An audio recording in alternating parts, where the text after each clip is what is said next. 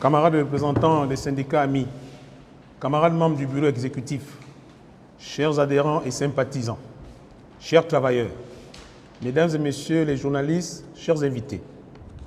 En ce jour où nous procédons à la rentrée syndicale sur le thème « Ensemble, bâtissons une nouvelle CNSS dans la paix et la responsabilité pour la préservation des emplois, la pérennité des paiements des prestations sociales et pour plus de justice sociale.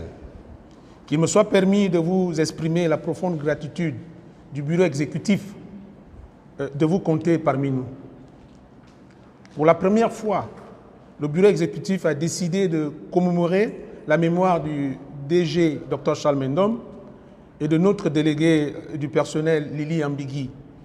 Ainsi, le 4 mars 2023, à l'église Sainte-Marie de Libreville, avec la participation des deux familles, nous avons organisé une messe de requiem. Par ailleurs, nous avons une pensée pieuse pour nos camarades décédés l'année dernière et en début de cette année. La liberté syndicale est une des principales garanties de la paix et de la justice sociale.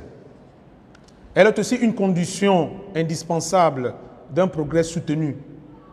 Et la lutte pour le bien-être des travailleurs doit être menée, certes, avec une inlassable énergie au sein de notre institution, mais par un effort continu et concerté dans lequel les représentants des travailleurs et l'employeur, coopérant sur un pied d'égalité, participent à des libres discussions et à des discussions de caractère démocratique en vue de promouvoir le bien commun dans le respect et la considération des uns et des autres et surtout en préservant l'intérêt général.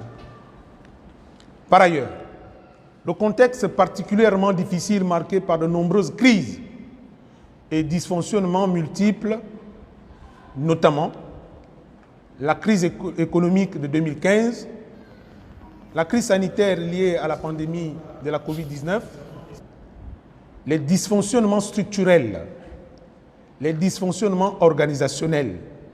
Tous ces manquements ont conduit la Caisse nationale de sécurité sociale dans une situation de grande incertitude aux conséquences multiples, notamment une dette fournisseur de 10 milliards, des nouveaux droits impayés depuis plus de 4 ans, évalués à plus de 10 milliards, les indemnités journalières de maternité depuis 4 ans évaluées à près de 4 milliards, des crédits bancaires de 55 milliards, une masse salariale atteignant 2 milliards par mois, un déficit de la branche des pensions élevé à 20 milliards et une augmentation du nombre de retraités. Cette situation est venue malheureusement accélérer la dégradation des conditions de vie des travailleurs soumis depuis de longues années aux injustices et aux inégalités humiliantes. Il s'agit notamment de l'absence de plan de carrière. En effet, plusieurs travailleurs sont restés dans une même catégorie pendant plus de 20 ans, voire toute leur vie professionnelle. La suspension des compléments de salaire ou de sursalaire infligés à certains travailleurs, tandis que d'autres les ont conservés. Des projets de licenciement des techniciens de surface en septembre 2018, la suspension des avances conventionnelles de l'article 48 de la Convention collective, la mauvaise répartition du travail, l'absence de formation à l'ensemble des travailleurs, l'absence de cérémonies dédiées aux retraités de la Caisse nationale de sécurité sociale, article 53 de notre Convention collective. La modification de la date de paiement des salaires, article 15 de notre règlement intérieur, la mise sur chèque des travailleurs, la mauvaise classification à l'embauche, la suspension de la prime de recouvrement, le prélèvement de l'IRPP sur les services rendus, les prélèvements abusifs des agents occupant des logements à Franceville, et s'est ajouté en dernier lieu la suppression du fameux 13e mois.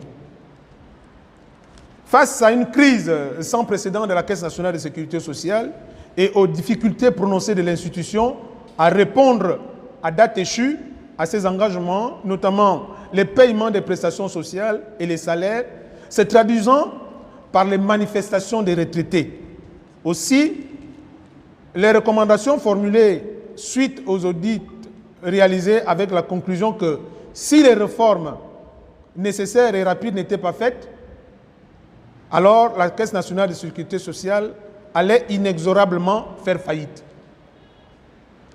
Conscient de l'impact négatif dans la politique sociale que cela aurait apporté, les plus hautes autorités ont pris la décision exceptionnelle non seulement de dissoudre et de suspendre respectivement le conseil d'administration et les membres de la direction générale, mais aussi de mettre en place pour un délai de 12 mois avec une possibilité de renouvellement une fois confère arrêté ministériel de juin 2022 d'une administration provisoire. À la faveur de l'audience que nous a accordée l'administrateur provisoire le 13 mars dernier, à la demande évidemment du bureau exécutif, pour faire le point des réformes engagées et les perspectives de l'année en cours. Pendant cette audience qui s'inscrit dans le cadre du dialogue social, l'administrateur a rappelé le contexte avant de nous indiquer les améliorations enregistrées ces derniers mois. En effet, l'administrateur provisoire a souligné avec force que la décision du comité de contrôle et de surveillance des organismes de sécurité sociale de supprimer le 13e mois de l'année 2022 faisait suite aux difficultés de trésorerie afin de faire face aux missions régaliennes et d'éviter un plan social. Pour l'administrateur provisoire, des indicateurs probants permettent aujourd'hui de constater des améliorations. Il s'agit du paiement des pensions et des salaires par anticipation. Nous avons pour preuve ce mois de mars, les pensions ont été payées le 3, à partir du 3 mars, alors que normalement, ils devaient être payés à partir du 5. Les salaires également, les agents CNSS ont perçu les salaires à partir du 16 du mois, alors que normalement, avec la modification de l'article 15 de la date de paiement, on devrait percevoir les salaires plus tard le 25. Paiement effectif des arriérés de pensions et des nouveaux droits avec un soutien massif de l'État et de la FED. Réduction de la masse salariale. Réduction des charges, des frais de carburant, des frais logistiques, etc. Bancarisation de plus de 3500 personnes. Réforme paramétrique qui n'attendent plus que la validation par le Parlement gabonais. Rééchelonnement des crédits bancaires. Recouvrement amélioré avec près de 1490 nouveaux cotisants. Assainissement du fichier de pension avec 2 recensements par an. Il est aussi à noter que la CNSS ne fait plus recours au crédit bancaire depuis la mise en place de l'administration provisoire. La lutte contre la fraude qui se traduit par de nombreuses arrestations en cours dans notre institution. Par ailleurs, l'administration provisoire compte poursuivre ses efforts pour atteindre les ratios CIPRES qui sont à portée de main, si tous les agents s'impliquent très sérieusement.